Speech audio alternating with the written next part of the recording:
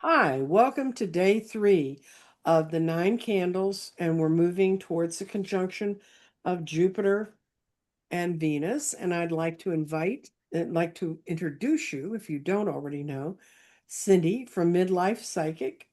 And do you want to just say hi, Cindy? And Hello there. hi. And I'm going to open like I usually do with the lighting ceremony. And we're all holding our breath because my computer's not being nice to me these days. And sometimes it's working and sometimes it's not. But we're going to work today, right? We're all going to cooperate. Okay. Okay. As you know, as we light these candles, these are the thoughts we should be running through our minds.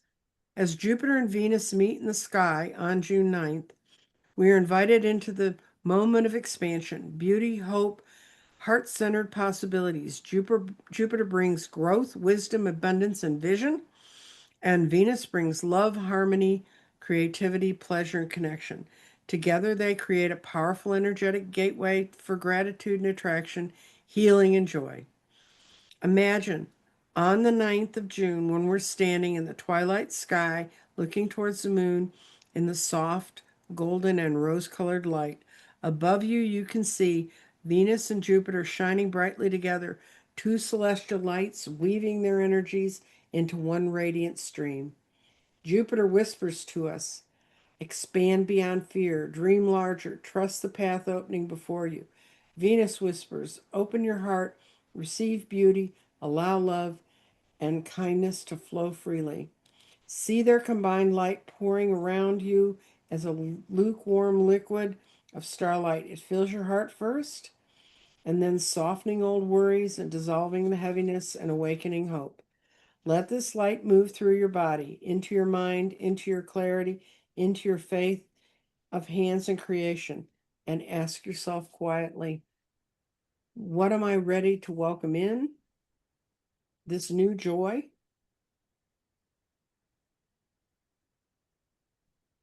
And where am I being called to spread my own abundance? And how can I more creatively bring beauty and harmony into my life? Sit for a moment while and see whatever arises. Now imagine placing one intention into the hands of the universe, something you wish to grow with grace, wisdom, and love. See Jupiter magnifying it with the opportunity while Venus surrounds you with balance. Now is the time to open your heart to divine timing, welcome the growth of guided by love, trust the beauty unfolding in your life. Feel the energy of Jupiter and Venus glowing within you and it being expansive and gentle and full of possibilities. This is where, when we bring out the light of our own candles and bring them up to the universe, when you're ready, slowly let that light be carried into you. And for those of you who know, we always have a stone in the center, and this one, that's a piece of rose quartz. And rose quartz, in a nutshell, the message of rose quartz is I open my heart to love and healing, compassion and peace.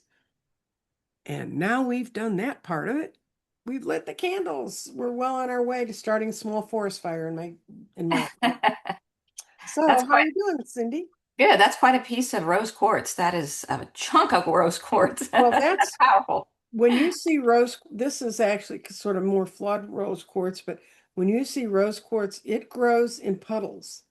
It's not like traditional quartz that grows in. When you see a rose quartz that's made to look like a white quartz crystal, to look like a this kind of crystal, but Hmm. pink, that's been carved. Rose, because of the metal that makes, because of the minerals that it mix in to make rose quartz rose, and I think it's iron and something else, and I can't remember. That makes it puddle. It doesn't allow the crystalline form to grow into the That's beautiful quartz. though. But However, yeah. it's a gorgeous. It's a hunk. Yes. Yeah. When I moved from my old place where I had all my crystals in my office, and I moved them to here, this guy, the poor mover, and they were in small boxes. He goes, "What is this full of rocks?" And I said, "Yes." And when they helped us move in, I said, "You want to see the rocks?" And they all gathered around and they spent an extra hour beyond their moving time just looking at all the crystals and stuff. And I ended up giving them each a small one because they were such good guys. Oh, that's nice. That's nice. Hmm. But I Well, do. the candle ceremony is a beautiful way to kind of just take a few minutes to quiet and center ourselves because it's life can be so chaotic. And Hmm. we can get so busy with other things that we forget just to take that few minutes to focus Hmm. on what we want. It was really interesting because when you were talking about the ceremony and lighting the candles, and I thought allowing messages to come through that we get while those candles are being lit, and I just kept hearing about resilience, about how resilient we are as a as humanity, as a species, on an individual level, and that as we're stepping into this new energy or this new cycle, Hmm. to remember when we feel challenged how resilient we are and Hmm. all the things that we've overcome in our life that those times where you're like you didn't know how you were going to be able to pay a bill, or you didn't Hmm. know how you were going to get through that job, or you didn't know how you were going to deal with a breakup, and you did, and you learned from it, and you came out of it stronger. All that kind of was came in with that message of heart-centered, looking at it from a heart-centered place now instead of a place of like fear, like is that going to happen to me again, and looking at it like no, it's a good thing that that job didn't work out because I would Hmm. have been miserable. Or it's a blessing that that relationship went the other way because I've seen what happens over here. Hmm. I'm glad I'm not there anymore. Yes. So there's some reflection to it and resilience and just a really, I feel like it's kind of a healing time a little bit. Hmm. Well, and we've had so many formations, and they've been true. I mean, they've been up in the sky. It's in April when all of the planets were stuffed in Aries. Sort of the way I looked at it was like uh, being a boomer child. There were always 5 or 6 kids in the back seat of the car, and I felt like the planets were behaving like we did. Don't you poke me! Don't you poke me! You're.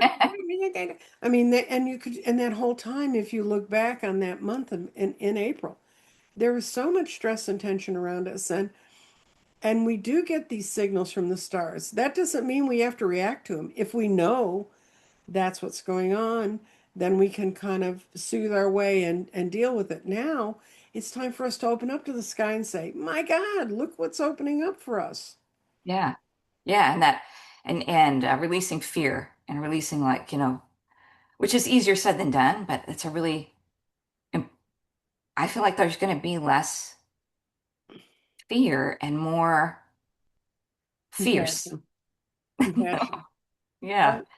Because I agree with you that fear is the prison we build for ourselves. It's in the tarot. It's the Eight of Swords.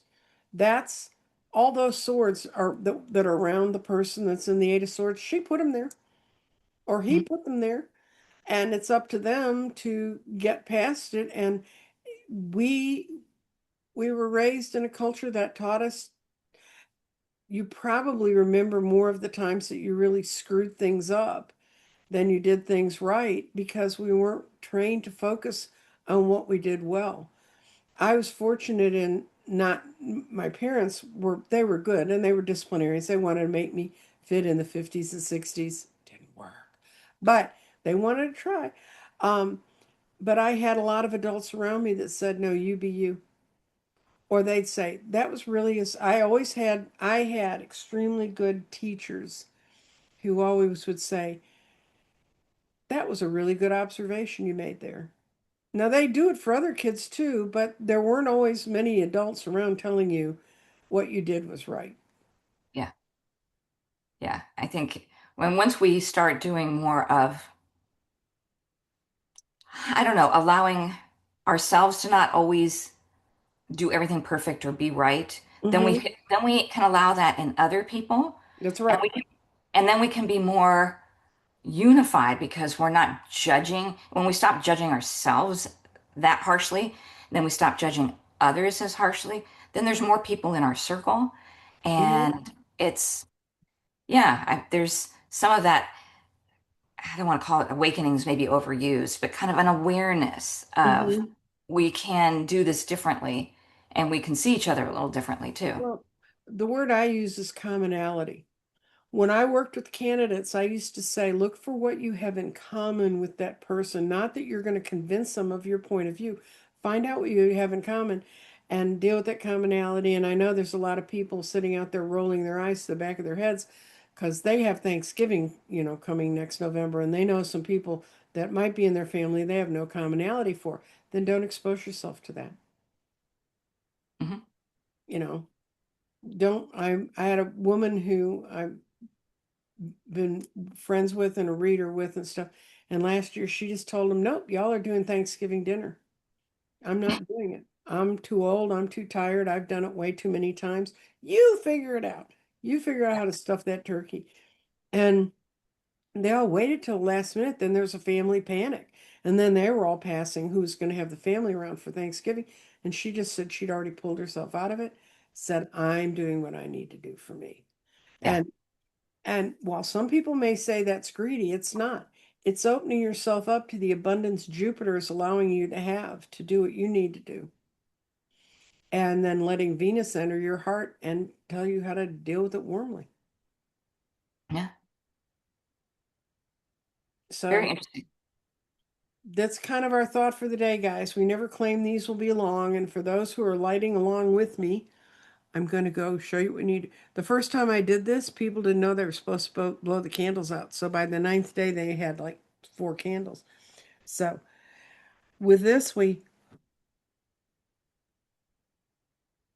stop the 9 candles for today and join us tomorrow. And Cindy, I cannot tell you how much I appreciate you joining us today because you've helped us let this light move through our body into our mind for clarity, into our spirit for faith, into our hands for creation, into our future for the possibility.